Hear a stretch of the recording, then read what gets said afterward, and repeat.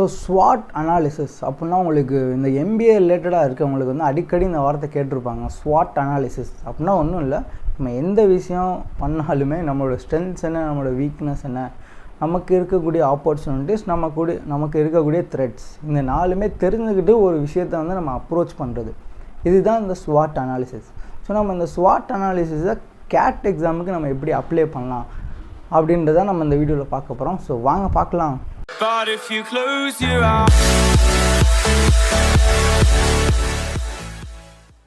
So SWOT analysis வந்து நான் பேசிக்காக ஃபஸ்ட் சொல்லிடுறேன், அதுக்கப்புறம் நான் வந்து செக்ஷன் வைஸ் நான் சொல்கிறேன். ஸோ நான் என்னோடய அனாலிசிஸ் நான் சொல்கிறேன், நீங்கள் இந்த அனாலிசிஸ் வச்சு உங்களுக்கு வந்து எப்படி மாடிஃபை பண்ணுமோ நீங்கள் வந்து பண்ணிக்கோங்க, ஓகேவா? ஸோ ஃபஸ்ட்டு வந்து ஸ்ட்ரென்த். ஸோ ஸ்ட்ரென்த்தில் நம்ம என்ன பண்ண போகிறோம் அப்படின்னா, இது வந்து ஃபஸ்ட்டு நான் எப்போ பண்ணணுன்னு சொல்லிடுறேன். இது எப்போ பண்ணணுன்னா, நீங்கள் இந்த மார்ச், ஏப்ரல், மே, ஜூன் இந்த ஒரு 4 months நீங்கள் படிச்சுட்டு, இல்லை ரிப்பீட்டர்ஸ் இந்த வீடியோ பார்க்குறீங்கன்னா நீங்கள் ஆல்ரெடி படிச்சிருப்பீங்களே, உங்களுக்கு கான்செப்ட்ஸ் எல்லாமே நீங்கள் வந்து பேசிக்ஸ் தெரிஞ்சிருக்கணும். தெரிஞ்ச பிறகு தான் நீங்கள் இந்த அனாலிசிஸை எக்ஸிக்யூட் பண்ண முடியும். இப்போ நீங்கள் பண்ணிங்கன்னா கண்டிப்பாக அது வந்து உங்களுக்கு கரெக்டாக இருக்காது. நீங்கள் எல்லா டாபிக்ஸ், இம்பார்ட்டன்ட் டாபிக்ஸ் எல்லாமே படித்து முடித்து ஒரு கொஞ்சம் சம்ஸ் எல்லாம் ப்ராக்டிஸ் பண்ண பிறகு ஒரு அட்லீஸ்ட் ஒரு 1 or 2 மார்க் டெஸ்ட் எடுத்த பிறகு இந்த அனாலிசிஸ் பண்ணிங்கன்னா உங்களுக்கு ரொம்பவே ஹெல்ப்ஃபுல்லாக இருக்கும், ஓகேவா? ஸோ இதில் ஃபஸ்ட்டு ஸ்ட்ரென்த்தில் நம்ம என்ன பண்ண போகிறோம் அப்படின்னா, எனக்கு எந்தெந்த டாப்பிக்லாம் படிக்க ஈஸியாக இருக்குது, சால்வ் பண்ணும்போது ஆன்சர்ஸும் என்னால் ஈஸியாக கண்டுபிடிக்க முடியுது அப்படின்னு சொல்லி நம்ம கண்டுபிடிக்கிறது. ஸோ இந்த ஒரு கிராஃப் போகிறேன் பாருங்கள், இது வந்து அக்யூரேசி அண்டு ஸ்பீடு, இது ரெண்டுக்குமே உள்ள ஒரு கிராஃப், ஓகேவா? ஸோ ஸ்ட்ரென்த் அப்படின்றது எங்கன்னா, உங்களுக்கு வந்து அக்யூரேட்டாக அந்த ஆன்சர்ஸும் போட முடிஞ்சிருக்கணும், அதே மாதிரி ஸ்பீடாகவும் உங்களால் சால்வ் பண்ண முடிஞ்சிருக்கணும். அக்யூரேட்டாக எப்போ போட முடியும், நம்ம கான்செப்ட்ஸ்லாம் கிளியராக இருந்தால் தான் அக்யூரேட்டாக போட முடியும். அதுவுமே வந்து நல்லா தெரிஞ்சிருந்தால் தான் நம்மளால் ஸ்பீடாக போட முடியும், ஓகேவா? ஸோ உங்கள் ஸ்ட்ராங் ஜோன் எப்போனா, நீங்கள் என்னென்ன டாபிக்ஸ்லாம் இந்த அக்யூரேசி அண்ட் ஸ்பீடு ரெண்டுமே வருது பாருங்கள் இந்த காலம். இந்த காலத்தில் உங்களுக்கு என்னென்ன டாப்பிக்லாம் போட முடியுதோ அதெல்லாம் வந்து உங்களோட ஸ்ட்ரென்த்ஸ், ஓகேவா? இல்லை வீக்னஸ் எங்கன்னு பார்த்தீங்கன்னா, உங்களுக்கு வந்து ஸ்பீட் இருக்கும் ஆனால் அக்யூரேசி இருக்காது. ஸோ இதனால் நிறையா நெகட்டிவ் மார்க்ஸ் உங்களுக்கு வந்துடும். ஏன்னா உங்களுக்கு வந்து இன்னும் அந்த கான்செப்ட் கிளாரிட்டி வந்து உங்களுக்கு தெரியல, பட் நீங்கள் வந்து அந்த டாபிக் கேட்டால் ஸ்பீடாக சால்வ் பண்ணுறீங்க, ஆனால் உங்களுக்கு அந்த டாப்பிக்கோட கிளாரிட்டி இல்லை. இந்த மாதிரி எல்லாமே வந்து உங்களுக்கு வீக்னஸ். இது வந்து ஸ்பீடு ஜாஸ்தியாக இருக்கும் ஆனால் அக்யூரேசி சுத்தமாக இருக்காது, அதுதான் வந்து உங்களோட வீக்னஸ், ஓகேவா? ஸோ ஆப்பர்ச்சுனிட்டிஸ் அப்படின்றது வந்து உங்களுக்கு வந்து அக்யூரேசி, உங்களுக்கு வந்து அந்த கான்செப்ட் கிளாரிட்டி இருக்கும், ஆனால் உங்களால் ஸ்பீடாக போட முடியாது. பட் ஆனால் அதுலேருந்து ஏதாவது ஈஸியான கொஸ்டின்ஸ் கேட்டால் மேபி உங்களால் ஸ்பீடாக போட முடியும், ஓகேவா? ஸோ அக்யூரேசி ஜாஸ்தியாக இருக்கும், ஸ்பீடு கம்மியாக இருக்கும். இதெல்லாம் தான் வந்து உங்களுக்கு ஆப்பர்ச்சுனிட்டிஸ். த்ரெட் வந்து உங்களுக்கு ரெண்டுமே இருக்காது, அக்யூரேசியும் இருக்காது, அந்த கான்செப்ட் பற்றி எதுவுமே நமக்கு தெரியாது, ஸ்பீடாகவும் நம்மளால் அதுலேருந்து கேட்டால் சால்வ் பண்ண முடியாது. ஸோ இப்படி இருக்கிறது எல்லாமே நமக்கு வந்து த்ரெட்ஸ். ஸோ இது வந்து நம்ம கண்டிப்பாக தொடவே கூடாது. கேட் எக்ஸாம்னால் கண்டிப்பாக ஒரு 4-5 கொஸ்டின் இந்த வந்து த்ரெட்டில் வந்து யாராக இருந்தாலுமே இந்த த்ரெட்டில் இருந்து ஒரு 3-4 கொஸ்டின்ஸாச்சும் கண்டிப்பாக கேட்டில் கேட்பாங்க. ஸோ அந்த கொஸ்டின் நம்ம வந்து முன்னாடியே ஐடென்டிஃபை பண்ணி அதை கம்ப்ளீட்டாக ஸ்கிப் பண்ணிடணும். ஸோ இதுதான் ஸ்ட்ரென்த் அப்படிங்கிறது, அக்யூரேசியும் ஜாஸ்தியாக இருக்கணும், நமக்கு சால்வ் பண்ணக்கூடிய ஸ்பீடும் ஜாஸ்தியாக இருக்கணும். வீக்னஸ் அப்படிங்கிறது ஸ்பீடு ஜாஸ்தியாக இருக்கும், மேபி அக்யூரேசி பிரச்சனையாக இருக்கலாம், ஏன்னா பேசிக்ஸ் இன்னும் நம்ம கிளியராக இல்லை. ஆப்பர்ச்சுனிட்டிஸ் வந்து அக்யூரேசி நல்லா இருக்கும் ஆனால் ஸ்பீடு வந்து நம்மள்ட்ட இருக்காது. ஈஸியான கொஸ்டின் கேட்டால் மட்டும்தான் நம்மளால் அது சால்வ் பண்ண முடியும். லெவல் 2, லெவல் 3 கொஸ்டின் கேட்டால் நம்மளால் அதை சால்வ் பண்ண முடியாது. But those are our opportunity zone. Threats வந்து நமக்கு அக்யூரேசியும் கிடையாது, ஸ்பீடும் கிடையாது. இதுதான் வந்து SWOT அனாலிசிஸ். ஸோ இது வந்து நம்ம எப்படி பண்ணலாம் அப்படின்னா, நீங்கள் ஒன்ஸ் நான் சொன்ன மாதிரி 4 monthsக்கு இந்த கான்செப்ட்ஸ்லாம் படித்து முடிச்சுட்டு ஒரு 4-5 மார்க் டெஸ்ட் எடுத்த பிறகு அது அனாலிசிஸ் பண்ணும்போது நமக்கே தெரியும், ஓகே நம்ம வந்து ஆவரேஜ், பர்சன்டேஜஸ் இந்த மாதிரி அரித்மெட்டிக்லேருந்து கேட்டால் நம்மளால் நல்லா பண்ண முடியுது அப்படின்னா அரித்மெட்டிக்கை தூக்கி நீங்கள் அந்த ஸ்ட்ரென்த்தில் போட்டுருணும், ஓகேவா? இதே நம்பர் சிஸ்டம் வந்து ஓகே படிக்க ஈஸியாக இருக்குது ஆனால் சால்வ் பண்ணும்போது நமக்கு வந்து ரொம்ப டைம் எடுக்குது அப்படின்னா அதெல்லாம் நமக்கு வந்து ஆப்பர்ச்சுனிட்டிஸ், அதை தூக்கி வந்து ஆப்பர்ச்சுனிட்டி ஜோனில் போட்டுருணும். வீக்னஸ் பார்த்திங்கன்னா, இந்த அல்ஜிப்ராலாம் பார்த்திங்கன்னா பார்க்குறதுக்கு ஈஸியாக இருக்கும், டக்குன்னு சால்வ் பண்ணிடலாம், ஆனால் நமக்கு வந்து இதோட பேசிக்ஸ் சின்ன நுணுக்கங்கள் நமக்கு தெரியாமல் இருக்கலாம், அதனால நிறைய நெகட்டிவ் மார்க் வரும். இப்போ அல்ஜிப்ராவை தூக்கி வீக்னஸில் போட்டுடணும்.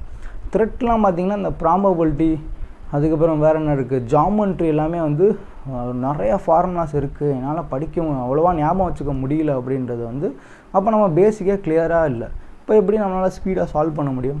ஸோ அந்த மாதிரி ஜாமெண்ட்ரிலாம் தூக்கி நீங்கள் த்ரெட்டில் போட்டுடணும். அப்படி த்ரெட்டில் போட்டோம் அப்படின்னா எக்ஸாமில் ஜாமெண்ட்ரி கேட்டால் நீங்கள் கையே வைக்கக்கூடாது. ஏன்னா உங்களுக்கு அக்யூரேசியும் இல்லை, ஸ்பீடும் இல்லை. அட்டன் பண்ணால் கண்டிப்பாக -1 தான் நம்ம வாங்குவோம். ஸோ இந்த மாதிரி ஒரு கிளாரிட்டி இது குவான்ஸுக்கு. இதே வந்து நீங்கள் விஆர்சி வந்தீங்க அப்படின்னா அதில் இருக்கிறதே மேஸ்டாக இதானே, ரீடிங் காம்ப்ரஹென்ஷன், பேரா ஜம்பிள், பேரா சம்மரி, ஆட் ஒன் அவுட், அப்புறம் பேரா கம்ப்ளீஷன். இதில் என்னென்னா அக்யூரேசியும் ஸ்பீடும் சுத்தமாக இல்லாதது பார்த்தீங்கன்னா பேரா ஜம்பிள்ஸ். நீங்கள் யாரை கேட்டாலுமே பேரா ஜம்பிள்ஸ் வந்து டைமை ஸ்பெண்ட் பண்ணாத அப்படின்னு தான் சொல்லுவாங்க. ஏன்னா இதில் நீங்கள் ஏதாவது ஒரு நம்பர் மிஸ் ஆனால் கூட அது வேஸ்ட் ஆஃப் டைம் தான். ஒரு நம்பர் மிஸ் ஆனால் கூட no negative mark, but we will be wasting our time. So அதனால் பேரா ஜம்பிள் வந்து நான் வந்து த்ரெட்டில் போடுவேன்.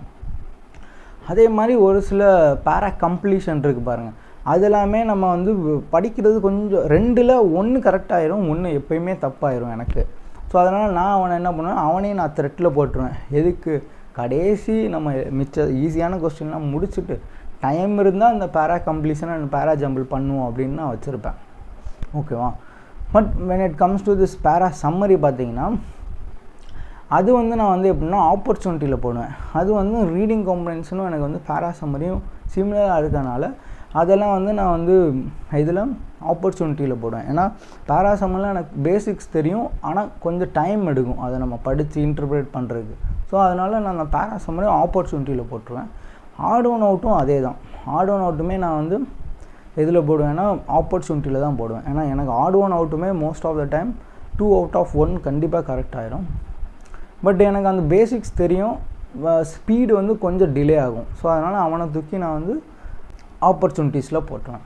So when it comes to ஆர்சிஸ் பார்த்தீங்கன்னா ஆர்சி வந்து நான் எதில் போடுவேன்னா ஸ்ட்ரென்த்தில் போடுவேன். ஏன்னா எனக்கு வந்து அதை இன்டர்பிரேட் பண்ணுறதுக்கும் நான் நிறையா ப்ராக்டிஸ் 2 இயர்ஸாக ப்ராக்டிஸ் பண்ணால எனக்கு அக்யூரேசியும் நல்லா வரும், ஸ்பீடும் நல்லா வரும். நாட் ஓன்லி ஃபார் ப்ராக்டிஸ், எனக்கு அந்த எலிமினேஷன் ஸ்ட்ராட்டஜிலாம் என்னென்ன பண்ணும் அப்படின்னு சொல்லி நான் நல்லா தெரிஞ்சுக்கிட்டேன். Plus I have been solving more than 300 to 400 RCs வந்து நான் சால்வ் பண்ணியிருப்பேன். அதனால் எனக்கு வந்து கொஞ்சம் ஸ்பீடாகவும் நான் பண்ணுவேன், அக்யூரேட்டாகவும் நான் பண்ணுவேன். ஸோ அதனால் ஆர்சியை தூக்கி நான் ஸ்ட்ரென்த்தில் போட்டிருப்பேன். ஸோ இதுதான் என்னோடய விஆர்சியோட SWOT analysis. when it comes to DALR பார்த்தீங்க அப்படின்னா கண்டிப்பாக DALRல எனக்கு அந்த graph, by chart, bar graph அந்த மாதிரிலாம் கேட்டால் நான் வந்து ஸ்பீடாகவும் பண்ணுவேன், அக்யூரேட்டாகவும் பண்ணிடுவேன். ஸோ அந்த டேட்டா இன்டர்பிரிட்டேஷன் அப்படின்ற கான்செப்டே நான் மொத்தமாக தூக்கி என்னோடய ஸ்ட்ரென்த்தில் போட்டுருவேன். நீங்கள் ஆனால் லாஸ்ட் இயர் பார்த்தீங்கன்னா டிஐ வந்து என்னோடய ஸ்லாட்டில் எதுவுமே கேட்கல. அதுக்கு முந்தின 2022 பார்த்தீங்கன்னா ஒரே ஒரு செட் கேட்டாங்க. அதை நான் வந்து அவுட் ஆஃப் 4 நான் 3 கரெக்டாக போட்டேன், which is also a good thing தான். ஸோ இந்த மாதிரி டிஐலேருந்து நான் என்ன கேட்டாலும் சூப்பராக பண்ணிடுவேன், அக்யூரேட்டாகவும் பண்ணுவேன், ஸ்பீடாகவும் பண்ணுவேன். So that is my strength. அதை தூக்கி நான் அதில் போட்டுருவேன். அதே மாதிரி இந்த எல்லாரும் அரேஞ்ச்மெண்ட்ஸ் கேட்டிங்க அப்படின்னா அதனோட ஆப்பர்ச்சுனிட்டியில் போட்டுருவேன். ஏன்னா எனக்கு வந்து அதில் அக்யூரேசி நல்லா இருக்கும், ஆனால் எனக்கு கொஞ்சம் டைம் எடுக்கும். அதை உட்காந்து அனலைஸ் பண்ணி அதுக்கு இதுன்னு சொல்லி மாற்றி ஒரு தான் அரேஞ்ச் பண்ணி ஆன்சர் கண்டுபிடிக்கிறது வந்து கொஞ்சம் டைம் எடுக்கும். ஸோ அவனை தூக்கி நான் ஆப்பர்ச்சுனிட்டியில் போட்டுருவேன். Because I have good accuracy in arrangements, but it takes little more time to solve it arrangements. அதே மாதிரி தான் கேம்ஸ் அண்ட் டோர்னமெண்ட்டும் அதுவுமே நான் ஆப்பர்ச்சுனிட்டியில் வச்சுப்பேன். ஏன்னா ஈஸியாக புரிஞ்சிடும், அக்யூரேட் ஆன்சர் வந்துடும், ஆனால் டைம் எடுக்கும். ஓகே. ஸோ இதே when it comes to when டயக்ராம்லாம் பார்த்தீங்கன்னா நானும் ஒரு 50 வென் டயக்ராம் சால்வ் பண்ணியிருப்பேன். என்ன தான் சால்வ் பண்ணாலும் எனக்கு அது ஃபார்முலாஸ்லாம் இருக்குது, எல்லாமே இருக்குது, இருந்தாலும் எனக்கு அது புரியவே இல்லை. ஸோ அதனால் அவனை தூக்கி நான் த்ரெட்டில் போட்டுருவேன். வென் டயக்ராம் வந்தால் நீ தொடவே தொடாதப்பா, தொட்டால் டைமும் வேஸ்ட் ஆகிரும், நெகட்டிவ் மார்க்கும் வந்துருன்று வென் டயக்ராம் என்னோடய த்ரெட்டில் போட்டுருவேன் நான். ஸோ இதே மாதிரி வேறு என்ன டாபிக் இருக்குன்னா கேஸ்லெட்ஸ் அப்படின்னு சொல்லுவாங்க. ஸோ கேஸ்லெட்ஸ்னால் ஒரு சுச்சுவேஷன் கொடுத்துருவாங்க, அந்த சுச்சுவேஷன் பேஸ் பண்ணி நிறையா கொஸ்டின்ஸ் கேட்பாங்க. ஓகேவா? ஸோ இது வந்து என்னென்னா நான் ஸ்பீடாக சால்வ் பண்ணுவேன், ஆனால் அக்யூரேசி நிறையா தடவை எனக்கு மிஸ் ஆகிருக்கு இந்த கேஸ்லெட் சால்வ் பண்ணும்போது. ஈவன் தான் என் CAT 2023 பார்த்தீங்கன்னா எனக்கு கேஸ்லெட்டில் தான் வந்து ஒரு சில நெகட்டிவ் மார்க் வந்துச்சு DALRல. ஸோ அதனால் அவனை தூக்கி நான் வந்து வீக்னஸில் போடுவேன். எனக்கு ஸ்பீடு நல்லா இருக்கும் சால்வ் பண்ணுறது, ஆனால் அக்யூரேசி வந்து கொஞ்சம் ஒரு 4 கொஸ்டினில் 2 தான் கரெக்டாகுது, மிச்ச 2 வந்து தப்பாகிடுது. ஸோ அதனால் கேஸ்லெட்ஸ் கொஸ்டின் கேட்டாங்கன்னா இட் இஸ் மை வீக்னஸ் அப்படின்னு சொல்லி நான் போட்டுருவேன். ஸோ இந்த மாதிரி ஒரு கிளாரிட்டி உங்களுக்கு இருக்கணும். மெயினாக அந்த கிளாரிட்டி எப்போ வரணும்னா when you are attempting, when you are taking your mock test, நம்ம mock test எடுக்கும்போது இந்த ஒரு கிளாரிட்டி இருக்கணும். இதுதான் வந்து mock analysisோட ஒன் ஆஃப் தி டைப்புன்னு சொல்லலாம். One of the type of mock analysis வந்து நீங்கள் இந்த SWOT analysis வச்சுமே நீங்கள் பண்ணலாம். ஓகேவா? ஸோ இந்த வீடியோ உங்களுக்கு ரொம்ப யூஸ்ஃபுல்லாக இருக்கும்னு நினைக்கிறேன். ஸோ இதை பற்றி உங்களுக்கு வேறு ஏதாவது தெரிஞ்சுக்கணும் அப்படின்னா நீங்கள் கண்டிப்பாக கமெண்ட்டில் லீவ் பண்ணுங்கள், நான் அதுக்கு ஆன்சர் பண்ணுறேன். இல்லை என்கிட்ட எதாவது நீங்கள் கேட்கணுன்னா கூட நீங்கள் இன்ஸ்டாகிராமில் டெக்ஸ்ட் பண்ணலாம். உங்களுக்கு மென்டர்ஷிப் ப்ரோக்ராம் வேணுனாலும் நீங்கள் எனக்கு இன்ஸ்டாகிராமில் டெக்ஸ்ட் பண்ணலாம். கண்டிப்பாக நான் அவங்க கேட்குற கொரீஸ் எல்லாத்துக்கும் நான் ஆன்சர் பண்ணுறேன். ஸோ பாய், நெக்ஸ்ட் வீடியோவில் பார்க்கலாம். Don't worry, be happy.